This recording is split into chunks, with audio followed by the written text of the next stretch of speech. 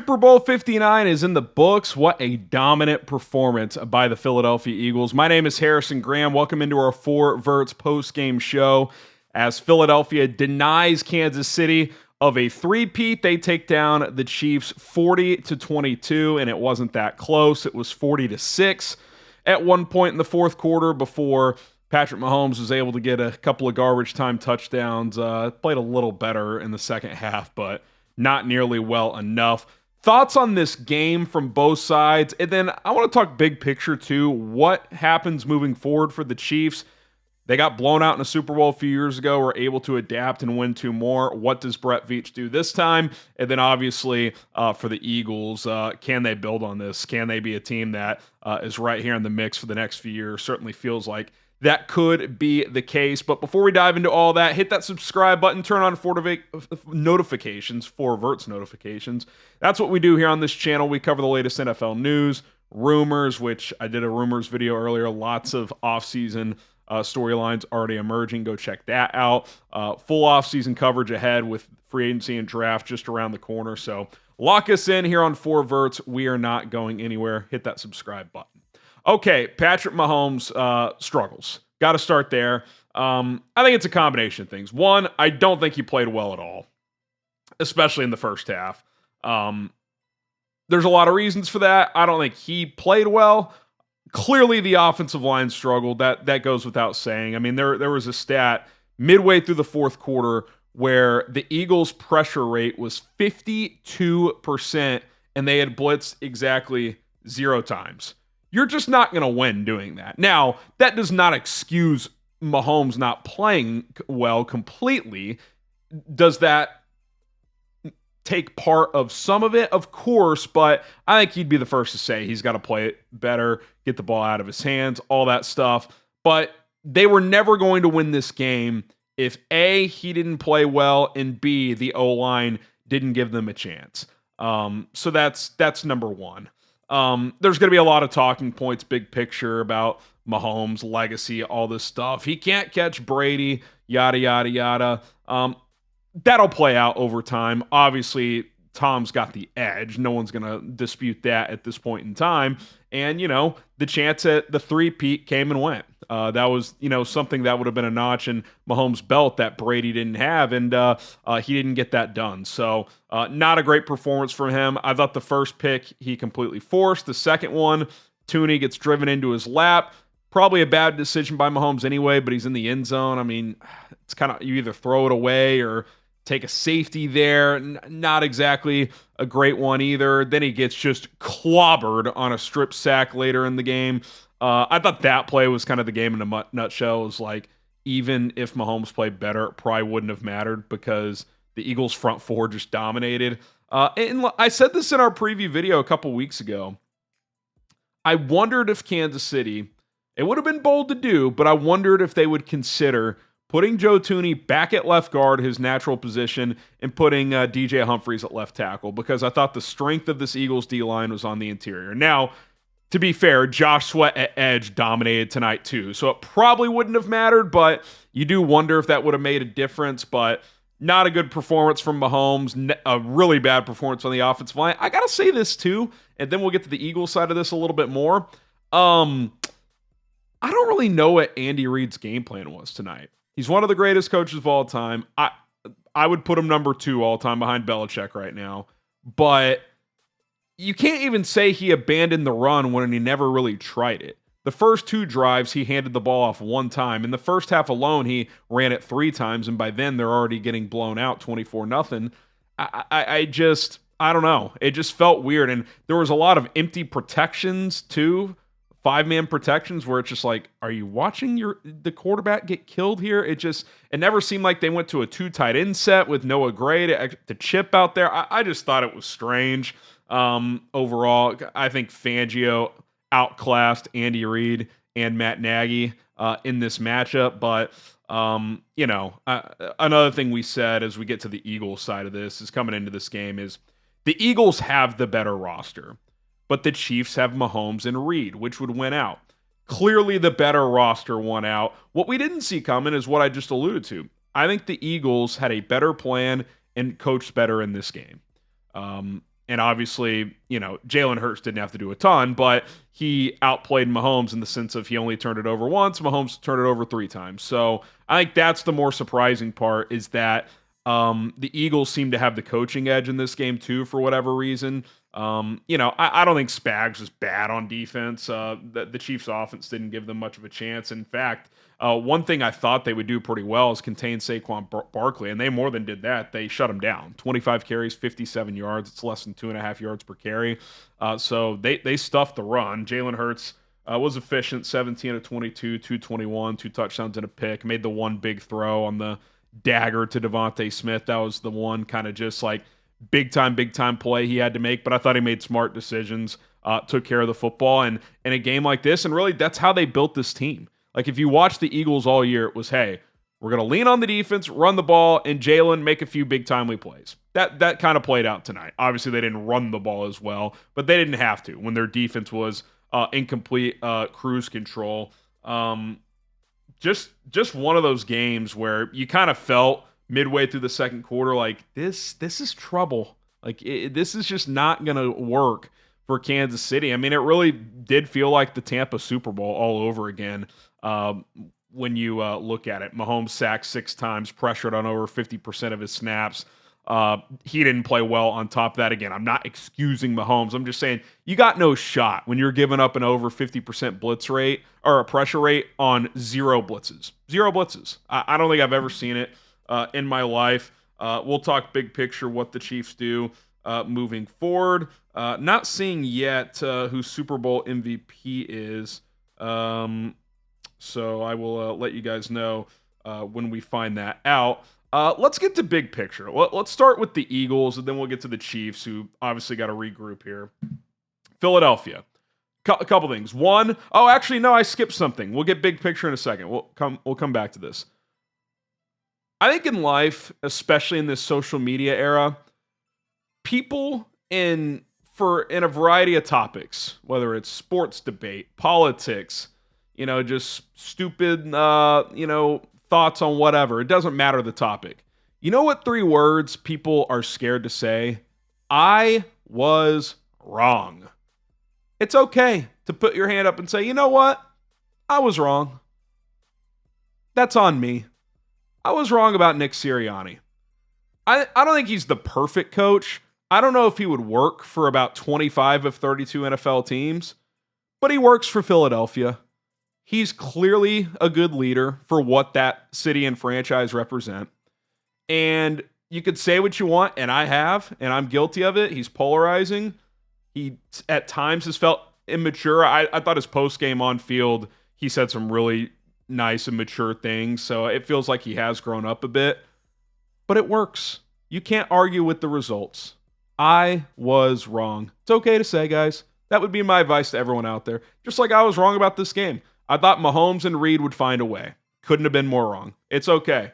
You're not going to bat 1,000 in these predictions that we do in this thing called sports. So congrats to Nick Sirianni and the Philadelphia Eagles.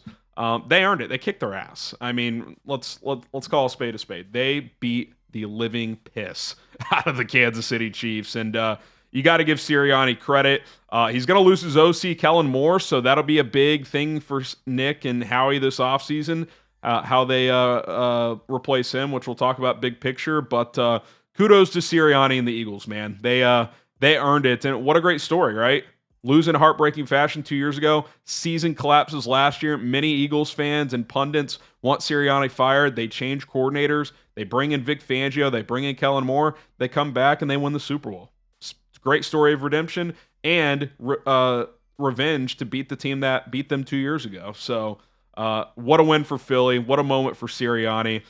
He's etched in Eagles lore forever, regardless of what happens from here. So kudos to him. Okay, we'll go big picture Chiefs, then circle back to the Eagles, then we'll wrap up here. What now? So, look, number one, this is still a dynastic run for Kansas City. Obviously, it came to a crashing halt tonight. Doesn't mean it's over, but clearly there's going to have to be a pivot. But when you go to 5 Super Bowls, 7 AFC Championship games in a 7-year stretch, you're doing something right. 3-2 in Super Bowls. which, by the way, I do want to mention Tom Brady started 3-2 in his, so there's that parallel. The question now is what is the pivot? Because you don't want to overreact to losing in the way you did tonight, but you don't want to underreact either. And I think Brett Veach recognized that when they lost to Tampa. Yeah, we're a great team, but what did he do that offseason? Well, the bold move he made was trading Tyreek Hill. And he did that, he did that the following offseason when they lost to the Bengals. But regardless, after their last Super Bowl loss, he eventually trades Tyreek. What he did the offseason before was he rebuilt the offensive line. He got Joe Thuney in there. He drafted Trey Smith, who's a free agent. We'll have to talk about that. Got Creed Humphrey as well. Because remember, the story of the Tampa Super Bowl too is Mahomes was running for his life. They couldn't protect. So they rebuilt the offensive line. So he's done that before. You're probably going to have to do it again to a certain extent. Jawan Taylor, is he the long-term answer at right tackle? Probably not. I don't know if they'll replace him this offseason, but long-term, I think they're going to need a new right tackle. Joe Thuney is going to be 32 years old. He's got 1 year left on his contract. To me, you're going to have to either keep him or re-sign Trey Smith. Keeping both is going to be tough. You don't have a left tackle. Wanya Morris is not it. Sua Matai out of BYU is probably not the answer. I wonder if the Chiefs go after a guy like Ronnie Stanley in free agency. 30 years old, Baltimore Ravens, free agent. They may not bring him back. I think they need another anchor up front. Remember they tried to get Trent Williams a few years ago. They ended up getting Orlando Brown instead. He was a part of that rebuild before they let him go. I think they're going to have to get a left tackle. That is number one. So priority one for the Chiefs is how do they retweak their offensive line? Not saying they're going to rebuild it all in one offseason, but I would say out of the 5 guys who started tonight, you'll probably see at least 2 new faces. One of Trey Smith or Thuney probably won't be back. And if Thuney is back, it'll be at guard. Admirable for him to play left tackle. He's a guard. So that's one. 2, a lot of big storylines here. Does Travis Kelce come back? There's chatter that he could retire. Do they invest in a running back? I know they didn't even try tonight, but Pacheco did not look the same after the leg injury where he came back late in the season from. Kareem Hunt, nice story. He's a backup. Maybe you bring him back as a backup, or maybe Pacheco's the backup. But do they try what they did a few years ago with Clyde Edwards-Helaire and draft a running back in the first round? I wouldn't rule that out. So I do think improving the running back room is going to be pivotal. And then receiver. One thing's for sure, Xavier Worthy is going to be a player. I mean, I know it's garbage time, but he runs past 2 safeties and makes a nice catch on just a 60-yard bomb from Mahomes at the end of the game. He caught that scramble drill touchdown too. He's going to be big time now. Is he going to be Tyreek Hill, true number 1 receiver? I don't know about that, but that's a piece moving forward. But other than that, what is their receiver room? Hopkins is a free agent. Is he back? If he is, probably on a cheap deal. He had a touchdown tonight. Good for him. But he also had a huge drop at the end of the first half where he kind of stumbled and then couldn't catch the ball. He's a diminished player. We already mentioned Kelce. Even if he's back, he's aging. He can still give you some production, but he's not dominant anymore. They need another playmaker or two. So I think you look at this and, you say, listen, this has been a hell of a run for the Chiefs. To get to the Super Bowl is still a great accomplishment, but they have real questions offensively that they need answered. The good news is I think their defense is in a good spot. Now they've got a couple free agents like Nick Bolton and Justin Reed. Do you pick one of those and let the other one walk? We'll see. But a lot of their core on defense will be back. But I think offensive line and then offensive skill players. They pivoted the other way when they traded Tyreek Hill. They built the offensive line and they built the defense. Do they kind of switch back a little bit where they try to get a little bit better on offense again? We'll see how it goes. But one thing, if you're a Chiefs fan, you got to feel pretty good about Brett Veach making the right decision, because when he traded Tyreek Hill, that was heavily criticized, and then they instantly won 2 Super Bowls. So we'll see what he does this time. But obviously some big decisions coming for that Chiefs roster. Okay, for the Eagles, what's next here? Well, I think number one, they're going to be right in the mix moving forward. Lane Johnson already said he's coming back regardless of this game. So he's going to be back. Jalen Hurts named MVP. That feels like sorry to jump in and break this up. That feels like we couldn't pick someone on the defense. Let's just pick Jalen Hurts by the voters. But okay, Jalen Hurts, MVP of the Super Bowl. Back to the Eagles' big picture. They have some big-time free agents. Milton Williams and Josh Sweat are going to get paid a lot of money. And I would say there's a good chance both of those players are gone.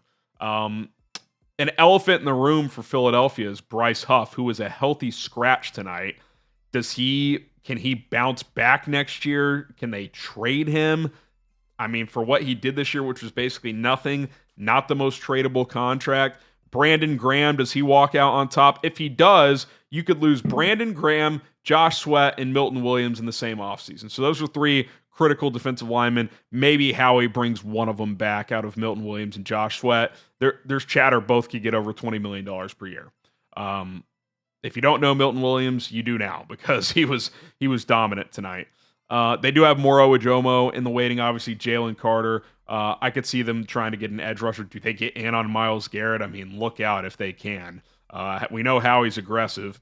Offensively, look, Saquon looks great still. Obviously got shut down tonight, but he's a guy you can lean on still. Jalen Hurts, while there's flaws there in his game, the guy wins. I mean, he's as long as that offensive line, Mekhi Becton, that'll be another one. Do you bring him back? Does he get paid by another team? We'll see.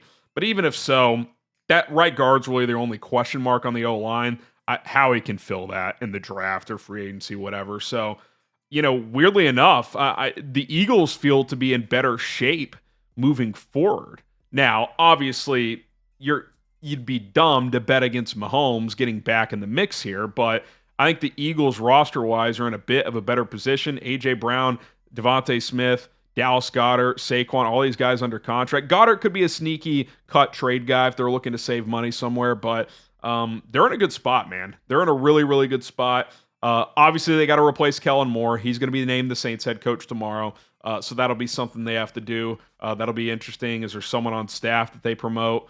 Do they go outside and get a guy like a Josh McCown who briefly played for the Eagles late in his career? That could be an interesting name to watch. But other than that, if they can just replace some of these defensive linemen, I think they're the team to beat in the NFC just because their roster is so deep.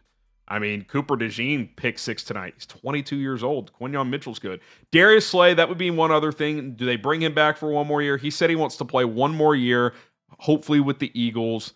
He could be just a casualty of the salary cap, may have to go elsewhere. Hell, who knows? Maybe he changes his mind and just retires after tonight. But what a night for Philly. They're not going anywhere. Howie tends to keep them in the mix. Like I said, got to give Sirianni his props. And for the Chiefs, a crash out tonight, but 7 straight AFC title games, 3-2 in Super Bowls in this stretch. I think they'll be okay. But obviously some key roster decisions coming up for that group. All right, there you have it. Super Bowl 59 in the books. Kind of all over the place there. Jalen Hurts named MVP. Feels kind of wrong. Not that he played well, but where's the love for the defense? Vic Fangio, he deserves better. Good for Vic Fangio, by the way. One of the best defensive coordinators of this century. Finally gets a Super Bowl. So credit to everyone in Philadelphia. My name is Harrison Graham. Chiefs lose, Eagles win 40-22. We'll be back tomorrow with another video. Probably some offseason rumors, so subscribe and stay tuned.